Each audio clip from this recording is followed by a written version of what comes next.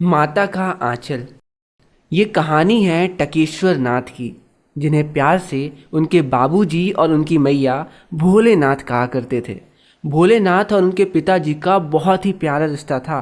वो अपने पिताजी के साथ ही सोते, वो ही उन्हें सुबह उठाते और नहला धुला के अपने साथ पूजा में बैठाते। भोलेनाथ के लंबे लंबे बाल थे और उनके पिताजी जब उनके माथे में भभूत का टीका लगाते थे तो वो 2 कॉपी बम भोले बन जाया करते थे। जहाँ एक तरफ पिताजी रामायण का पाठ करने में व्यस्त हो जाते थे, तो वहीं दूसरी ओर उनके बगल में बैठे हमारे नटखट भोलेनाथ अपने आप को आईने में निहारते रहते। रामायण पाठ के बाद पिताजी कागज के छोटे छोटे टुकड़ों में 500 बार राम राम लिखा करते थे और फिर उसे आटे की एक लोई में लपेटकर गंगा जी में विसर्जन करने निकल पड़ते। वापसी में कभी बाबूजी भोलेनाथ को पेड़ों पे झूला झुलाया करते थे, तो कभी वो दोनों कुश्ती लड़ा करते थे, जिसमें बाबूजी जानबूझ के गिर जाते थे और फिर भोलेनाथ उनकी छाती में बैठ के उनकी मूछें खींचने लगते, जिसके बाद उनके बाबूजी भोलेनाथ के प्यारे प्यारे हाथों को चूम लिया करते थे। भोलानाथ को दाल भात भी बाबूजी ही खिलाया करते थे, लेकिन माँ तो माँ होती हैं। उन्हें लगता था कि भोलानाथ का पेट तो भरा ही नहीं होगा और उन्हें अलग अलग पक्षियों के नाम पे बहुत सारा खाना खिला दिया करती थी।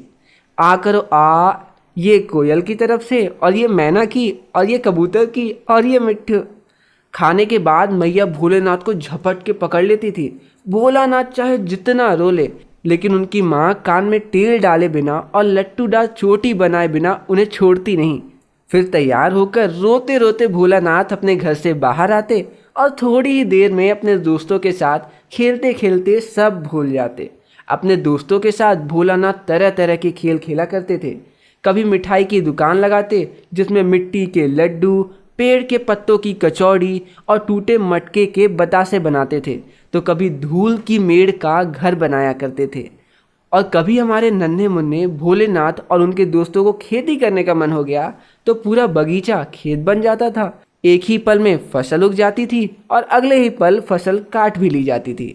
और इन सब में बाबूजी भी भोलानाथ का पूरा पूरा सहयोग करते थे।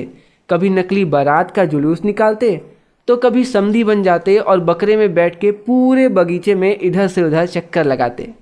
हाँ जी, ये तो सिर्फ हमारे भोलानाथ के खेल थे। अभी आप शैतानियाँ सुनो जरा।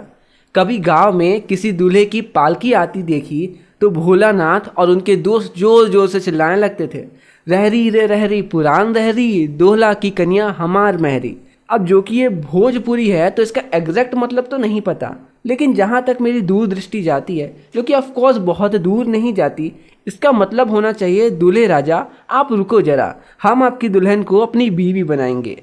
ये सुनकर एक बार एक बुढ़ऊ दूल्हे ने भोलेनाथ को एकदम दूर तक खदेड़ डाला। इतना बुरा बुढ़ऊ दूल्हा भोलेनाथ ने कभी नहीं देखा था।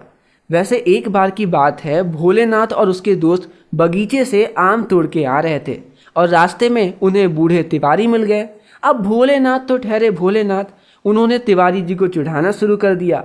अब उस बूढ़े तिवारी ने जो पिटाई की तो भैया पूछो नहीं, और पिटाई की तो की, साथ में स्कूल के मास्टर जी से शिकायत कर दी। एक तो उस बूढ़े तिवारी ने मारा, ऊपर से मास्टर जी ने अलग से सोंट दिया। अब इतनी मार खा के भोलेनाथ की आंखों से जो गंगा जमुना बहना चालू हुआ तो सीधे स्कूल में बाबूजी को आना पड़ गया। अब इतनी सुटाई और बाबूजी के आने की वजह से भोलेनाथ को मिल गई छुट्टी। और फिर क्या, रास्ते में भोलेनाथ लग गए अपने दोस्तों के साथ खेलने और सब भूल गए। और एक बार की आप बात सुनो, एक बार भोलेनाथ और उनके दोस्त टीले में चढ़ के चूहे के बिल में पानी डाल रहे थे। उम्मीद तो यही थी कि बिल से चूहा निकलेगा, लेकिन उससे निकला सांप। अब सांप देख के सारे दोस्त ऐसे भागे कि किसी का सर फूटा तो किसी का दांत टूटा, किसी को चोट आई और हमारे भोलेनाथ के पैर में कांटे चुभ गए और उनके पैर पूरे लहूलुहान हो गए। भोलेनाथ घर पहुंचे तो सीधे माता की आंचल में छुप गए। वो चाह कर भी कुछ नहीं बोल पा रहे थे, उनके मुंह से बस सा सा सा सा सा सा बस निकल रहा था। उनकी माँ ने एकदम झटपट हल्दी पीसी और उनके घावों पे लगाई। पूरे घर में कोहराम मच गया था। बाबूजी झटपट आए और माँ की गोद से भोलेनाथ को लेने लगे, पर भोलेनाथ ने अपनी माँ का आंचल नहीं छोड़ा।